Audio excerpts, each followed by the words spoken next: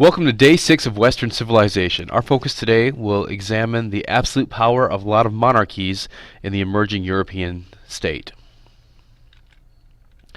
Notable locations that we'll examine today are going to kind of take us all over Western Europe. We're going to look at people such as Philip II, Louis the XIV, and so on and so forth. You'll find that the concept of absolutism is something that is widely implemented in a lot of monarchies throughout Europe. And you'll have ample time to kind of break down a selected reading today that'll give you some insight into who these people were and how they ruled their empires. So let's start right from the get-go. Kind of the first absolute ruler, or the person who laid the foundation for absolute rule in Europe. Now, in the absence of an effective imperial power, such as that which was the Roman Empire, what Europe is essentially a bunch of regional states that are competing with one another. And we have a couple powers that rise up and try to kind of regain that imperial presence that existed at the time of the Western Roman Empire, but they ultimately do fail. Now, the last of the Carolingians from the Carolingian Empire that Charlemagne was associated with died, and that was in 987 CE. So essentially what we have are these regional principalities that are competing. And one of the movements that happens in France is a lot of the lords there elected Hugh Capet as their king. And this dynasty, or this lineage of Capetian kings, is going to last until the 14th century. So if we take a look at the map here, we can see that the lords initially start here in what is central France today, and then over time, if you look at the key down here, these areas are added, then this one, then these, alright, and so on and so forth. Okay, and eventually modern France today is basically going to extend to this portion of the map that you see right here, all the way down to the Iberian Peninsula. Now, next week we will get into some territorial claims that France has with England, and it's going to cause a series of wars called the 100 Years' War, and that'll be very interesting to examine. Now, England also eventually adapts this concept of absolutism. Let's go back and let's look at their history first and foremost. England was originally inhabited by Germanic tribes that were migrating over to the islands. Okay, so we see a lot of Celts and Anglo-Saxons, and etc. that exist on the British Isles. Now, the English monarchy is founded by the Normans. Now, the Normans are originally Scandinavians, which Vikings, but their nickname is Northmen, which eventually becomes Norman. But they set up shop basically on the west side of France in the region called Normandy. Now, in 1066, Duke William of Normandy, he invades England, and he gets the nickname William the Conqueror. All right, he's like every other individual that we've looked at in this class so far. You have to use the sword basically to bring rule and order underneath these chaotic locations throughout Europe. Now, one of the things the Normans do is they introduce a system of government. And essentially what happens by doing this is they have a tightly centralized realm that they can really kind of effectively manage and control their growing empire. Now let's jump across. Let's take a look at the southern portion of Europe, and let's look at Italy and the case study that they present. Now, Italy was a little bit different. There were a lot of regional powers within the Italian peninsula, and so what we see in Italy is not a unified empire as what will become, in France and England. But in Italy, what we do is we have a lot of city-states that competed for power and position on the peninsula. Now, one of the biggest ones that you'll see in the southern portion here is the Kingdom of Naples. Okay, the other biggest one that you'll see is the Papal States in central Italy. Now, the Papal States, or the papacy, basically where the Pope resides, okay, these are going to be a spiritual rather than a political post.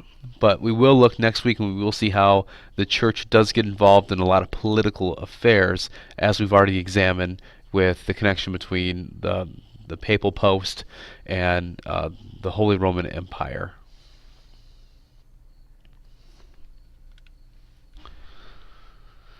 Now, Europe does go through a period of state building in the late 15th century. Essentially, Italy, Spain, France, England, Russia all make these huge movements to enhance their power.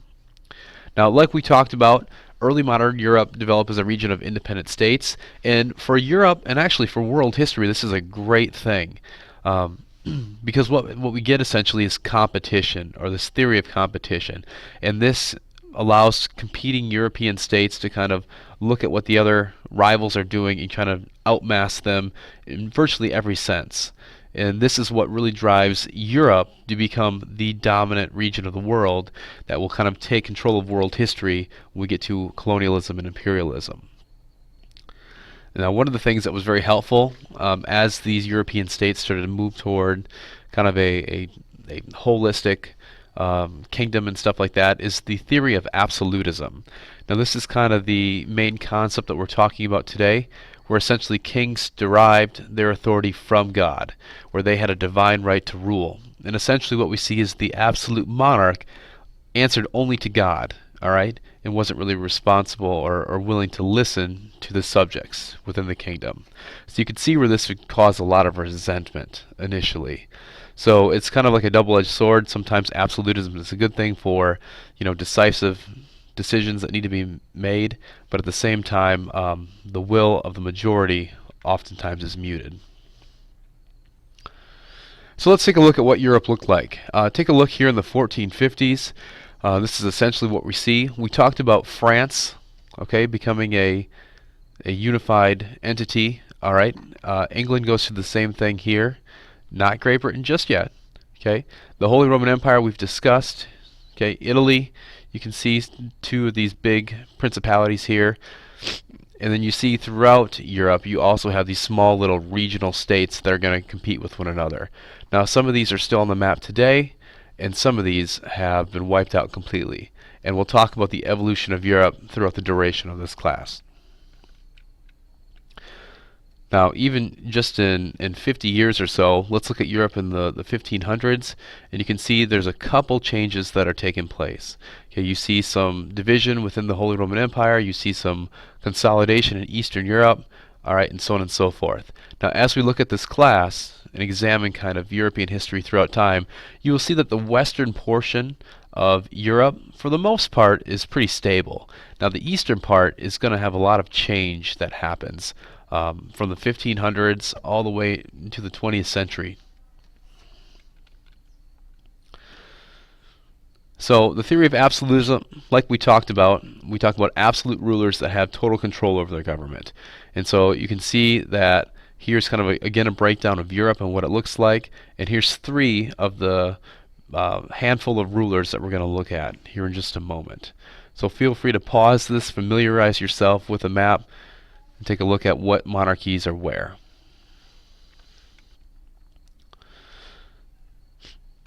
Now, after you look at this list right here, Philip II, Louis XIV, all right, Peter, Catherine, Elizabeth, Maria, so on and so forth, these are notable absolute rulers of the age.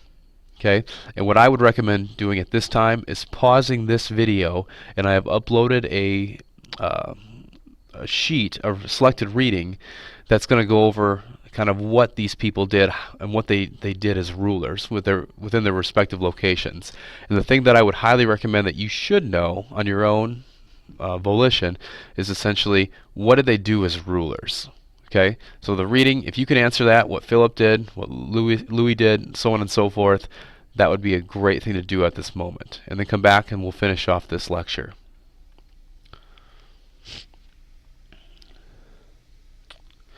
Now, as you can imagine, with a lot of competition within the European states, eventually there's going to be some animosity.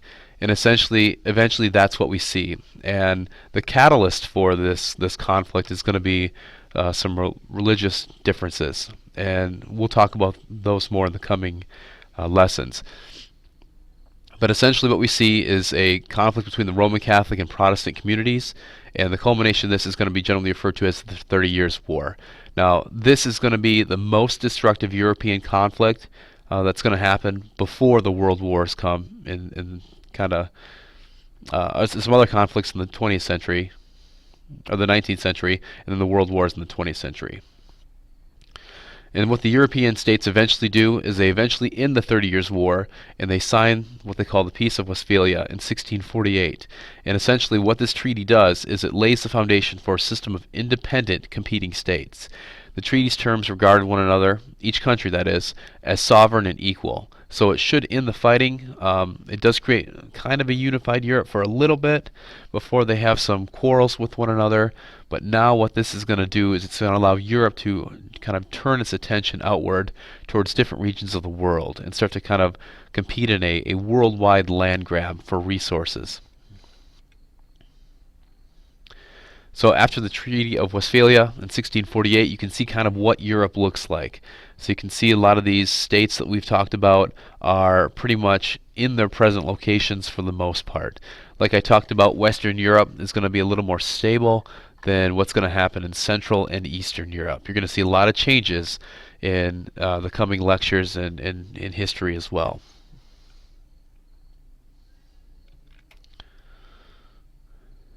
Now, we talked about frequent conflict is inevitable as kingdoms competed with one another, but as a whole, this was probably one of the greatest things for European society. Okay, why? Well, what we see is huge advancements in technology because you have kingdoms that are competing. We see big armies that are raised, and we see newfound weapons that are created as well. And what this is going to do is going to build up the military strength of Europe overall, and eventually, as it becomes more globalized and interacts with other portions of the world, it's going to basically have its way because these other locations around the world didn't embrace the technological innovation that occurred in Europe, largely because they didn't need to.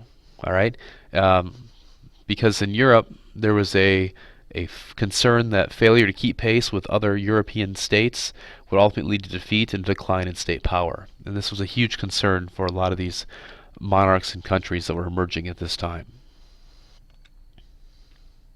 And that concludes our lecture on absolutism.